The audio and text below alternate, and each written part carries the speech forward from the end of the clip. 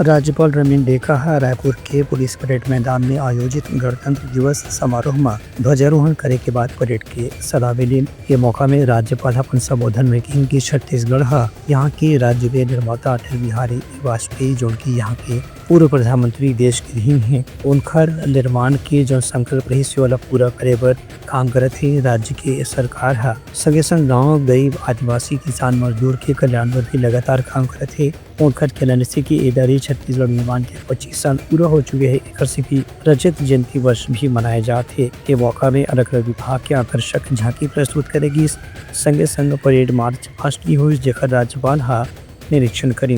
अंत में सांस्कृतिक कार्यक्रम के आयोजन भी करेगी जिसमें स्कूल और कॉलेज के विद्यार्थी मन अपन प्रतिभा के प्रदर्शन करी। राज्यपाल समारोह के अंत में उत्कृष्ट कार्य करने वाला पुलिस अधिकारी मल्ला सम्मानित भी करीन। ब्यूरो रिपोर्ट उतलंगा न्यूज।